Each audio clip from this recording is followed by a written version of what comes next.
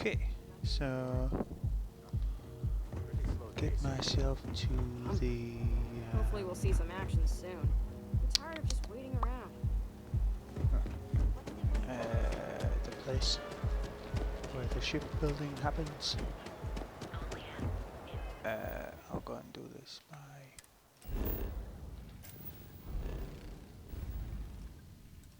flying to where I know there's a place. There's actually loads of them on where I just was then, but I haven't actually been to any of them yet, so I don't know.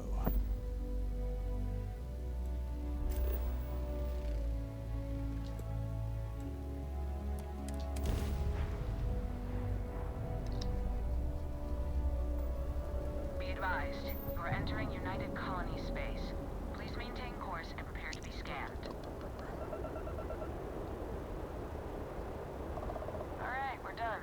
You're cleared to land at New Atlantis. Let's do it.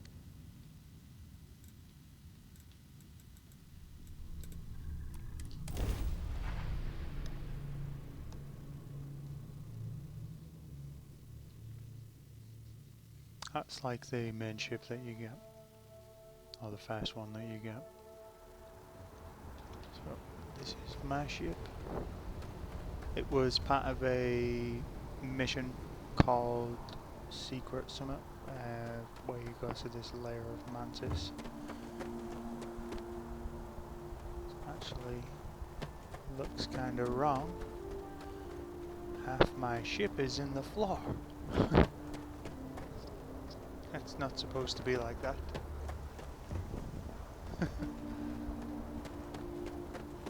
So I ain't actually come across this bug yet, but my ship is not supposed to be half in the floor like it is. But, you know, we'll get to the shipbuilding and we'll Need some work? You should inspect your ship for heat. see Okay, what happens. no problem. Yeah, so this is my current ship, and I will take it apart and put it back together. So these are storage containers. I've got a couple more storage containers as well. I will say the movement on this is just absolutely awful. Like, all the controls are inverted, and the way you move around this is just not great. So I'll take off the engines first. So those two red ones were storage. These are engines, these two, and this is just a structural piece. And that black thing on the side is also more storage. I'll move them together. You can move these individually, put everything together, and you have locking parts. Like it shows you where they can be locked onto, and has a clipping as well. So, storage is obviously how much cargo you've got on your ship, how much stuff you can carry. The engines are what make your maneuverability and how fast you can go, and also how much stuff you can have on your ship. The more weight you have, the more engines you'll need.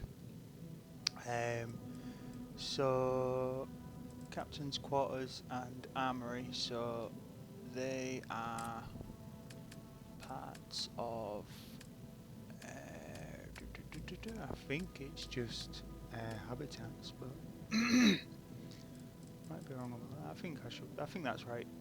So your habitats, you get different habitats in different places. So where I just was a minute ago, on a place called Neon, they have lots of different companies that make ship parts, and those provide different versions of these, different levels and stuff like that. Just make sure base one. Nope. So that's what these are part of, habitats. They offer usually space for your crew. You know, you have captain's quarters, armories, scientific things for research. These so this is also a storage capacity, storage container, but it is specific. It's called shielded cargo, so it's specific to stolen goods, and it helps you avoid being detected. Like when I came into this area, it said I'm being scanned, so they're scanning for contraband, stolen goods. This I got with this ship that I found as part of the mission, which was it's called Secret Summit. I still can't remember, but you go to a place called Lyra Mantis, and that's part of it. It's probably the mission's probably called Lyra Mantis, but I feel like it had a different name. So I got that as part of this ship, and then I've added all these extra things to this ship. So it's not really the original ship anymore, but it has some of the original components. So yeah, and this is, I'll get to this next, because this is a fuel for what's called a grav jump. I don't know where the grav jump is. Oh no, it's right there. So your grav jump is what allows you to move through the not galaxies, solar systems? Yeah, from one solar system to another. So this is what allows you to be able to travel multiple points. So if you wanted to go from our solar system and 5 solar systems away from that, you would need a bigger grav. You would need a stronger grav jump engine, and you would need more. You would need a bigger grav jump fuel container. You can get smaller ones. You can get smaller versions of everything so that you can build more like fighter spacecrafts, and then obviously you can build like haulers and stuff as well. So I shall move that out of the way. And this is the grav jump thing. I'm going to move that up and out of the way. So landing gear. All of these are landing gear. I'll unselect the weapons. And again, the more mass, which is weight, that your ship is, the more landing gear you need, the more engines you need to make it move. So they've done pretty well with the trying to keep it realistic sort of thing. So there's 4 landing gears there as well, so these 2 are separate ones. That's more storage. Now, on to the weapons. So you have many different kinds of weapons, but I'll show you the list of them next. I don't really know all of them, like the different names of the names of the different types. So these are missile launchers. These are, I believe, ballistic ones.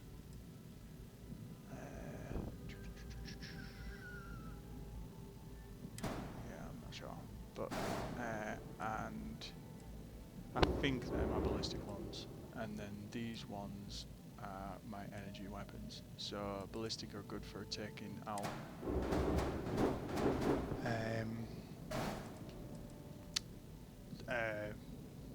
the physical part of the ship. Your energy ones are good for taking out the shields so that you can get to the physical part, and the rockets are good for doing damage to both. You would use, the way I do it when I'm attacking stuff is that I would use, because you have a cooldown period on them and stuff, and obviously if you use them they become a lot slower to use when you, like, they overheat essentially. So I would use the energy ones to take down the shields, and most of the time what I'm doing is you can target specific parts of the ship once you've unlocked certain skills, and then I would use the ballistic and the energy weapons to target those specific pieces, mainly the engine, so that you can shut the ship down and then you can dock it and go on and kill everyone inside, and then you have an opportunity to take the ship as well if you want it or not. So this is the shield for the ship, and it's worth pointing out as well that you can only have one of each of these kind of main components. So you can have as many habitats, within reason, as many storages, as many engines. I think you can have as many engines as you want, because you need them to move all the stuff that you put on. Same for landing gear, weapons,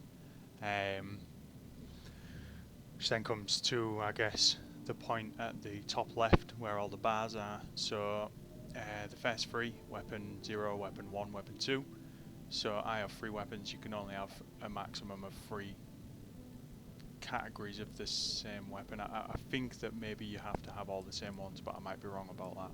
So I'm not sure if you could have like 3 different types of ballistic and they would all fire at the same time. But you can group weapons. I just haven't tried this myself yet, so maybe you can group different types of weapons and put them into that category so that you could have maybe even a rocket, an energy weapon and a ballistic all firing at the same time, as long as they were this one in this one group. I haven't tried that yet. It's worth a look, I guess. I will see about doing that now, actually. No, so I was wrong. You have to pick. They have to be the same weapon, so that was just a pointless bit of conversation, not really. So then, with me saying that you can have multiple of the habitats and storage and stuff like that, you can only have one of each component of like the main pieces, the important parts, which is the grav drive, a cockpit. So this is the cockpit,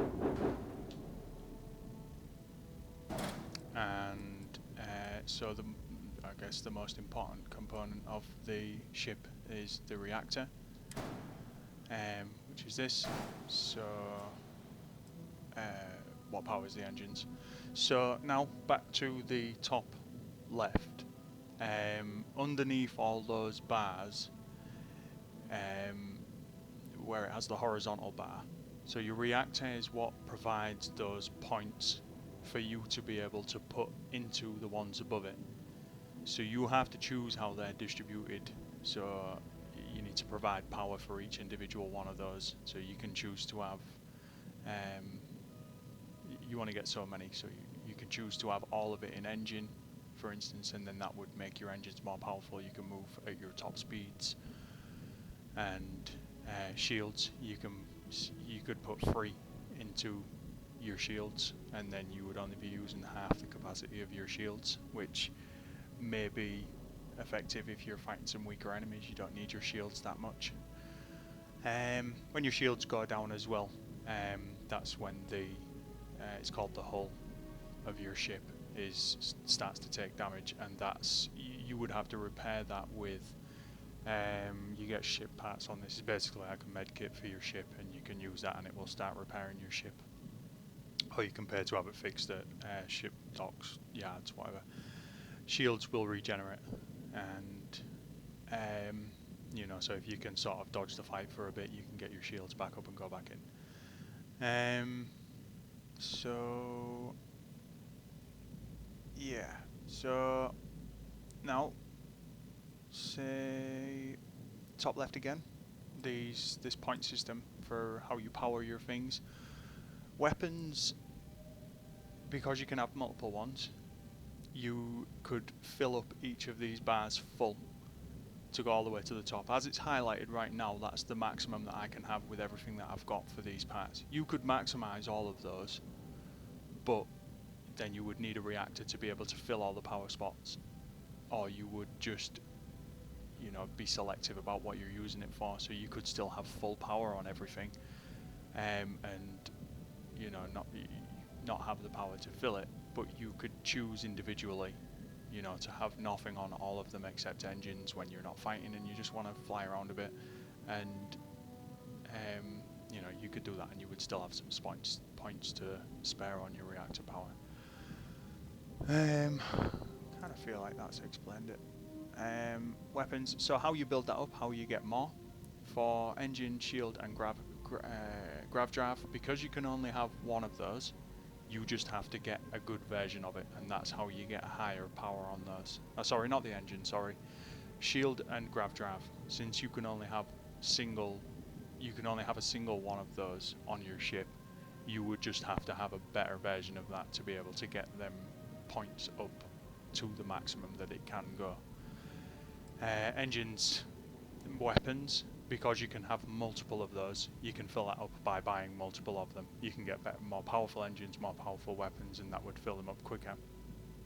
But if you I'm not 100% sure on this. If you get more than is maximum, I'm unsure if it would make it more powerful or if your maximum output is reached when you get to these, when you get to the full points. So, for instance, my engine is full. I don't know if adding an extra engine to that would make my ship go faster, or whether it would just be cosmetic because it's already full. So that is about it really. These are part of the habitats and they provide more crew stations for your ship. The cockpit usually provides the most, depending on which one you get.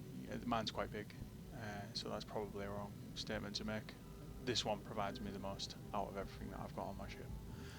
You need skills and stuff as well, so you couldn't just have shitloads of crew members just because you've made available slots for them. You need to have skills to be able to actually captain your crew. I don't know if that's the right way to put it.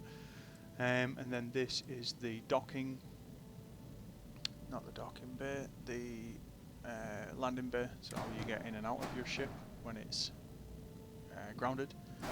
And then mine is underneath, but you can put these in top, on top. I suggest they go on the bottom just because they're less of a nuisance, or I found them to be less of a nuisance. So your docking bay, which is how you obviously dock ships while you're flying around in space, and space stations. So this just needs to be on the outer edge of your ship. So it needs to be the outermost thing on the side of the ship that it's on. So now I think I should be able to back out of this and just bring everything back together. Cancel modifications. Yep. So yeah, that's my ship.